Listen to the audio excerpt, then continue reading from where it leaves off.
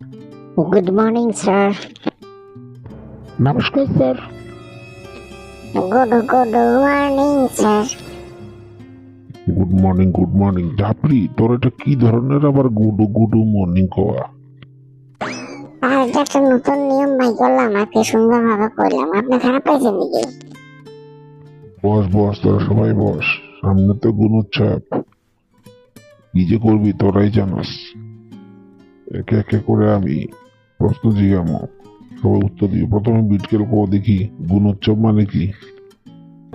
আরে স্যার, গুণোৎসব মানে গুণের উৎসব, এটাকে গুণোৎসব বলে। বিস্তারিত ভাবে কো, তোর মাথা মুন্ডু দাদা করলে হইব না। আরে কি, আরে ওয়েস্টার্নের লাইবো করে ভালো ভালো চিকেন বিরিয়ানি খাওয়াইবো, এটা খাওয়াইবো, এটা খাওয়াইবো, আর আমাকে একটু খেলার একটা সুযোগ করে দেওয়া, ওইটাই তো গুণোৎসব কয়। তোরা কে করলো এক্সটার্নাল চিকেন বিরিয়ানি খাওয়ানো হইব? না, অন্যান্য স্কুলে তো খাওয়ায়, এরকমই তো খাওয়ায়। পটলা আসলে স্কুলের নাম্বার গুলি পাওয়ার লেগে। হ্যাঁ, তোরা করবি না পড়াশোনা, এত করে নাম্বার দিয়া দিব, চিকেন বিরিয়ানি খাওয়াইলে মনে করস্ত করে নাম্বার দিয়া দিব না।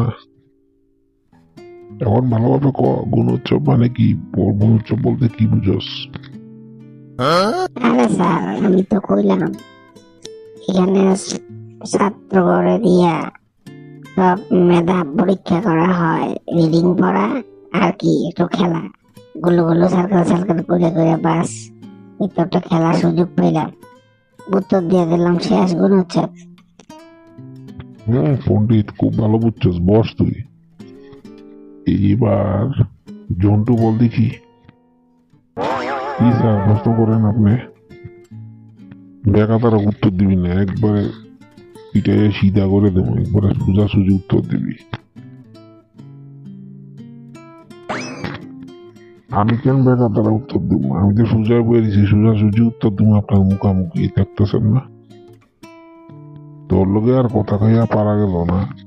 আচ্ছা, কত সৌরশক্তি বলতে কি বুঝিস? যার সূর্য হইতে যে শক্তি আমরা সংগ্রহ করি এটাকে সৌরশক্তি বলি। আচ্ছা, তারপরে বাকিটুকু আরো কো।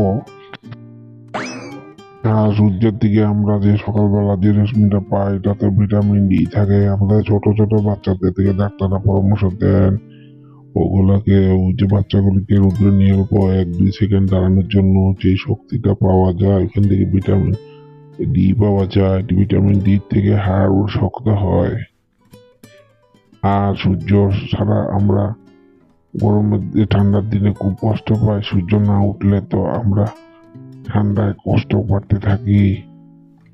আর গাছপালাগুলি যদি সূর্যের আলো না পায় তাহলে তো মরে যাবে। মোটামুটি ধারে কাছে যাইতে হচ্ছে। ঝাপড়ি, এবার দিকে তুই। কি স্যার, কি করতেলাম কোন দেখি?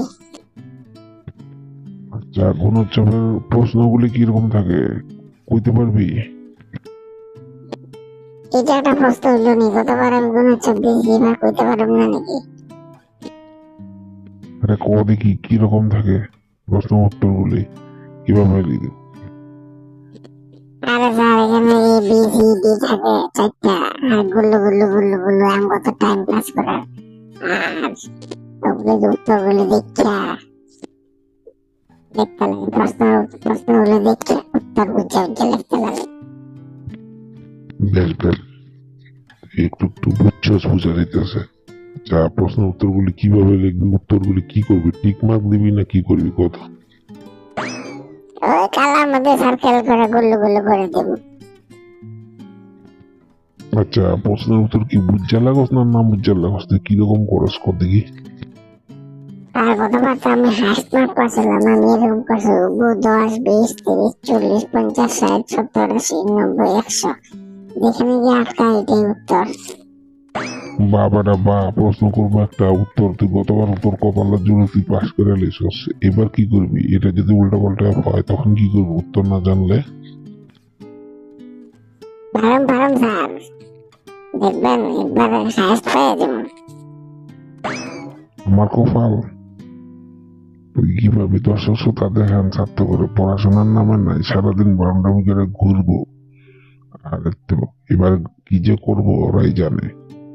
যদি ভিডিওটা ভালো লাগে লাইক এবং সাবস্ক্রাইব করে দিবেন।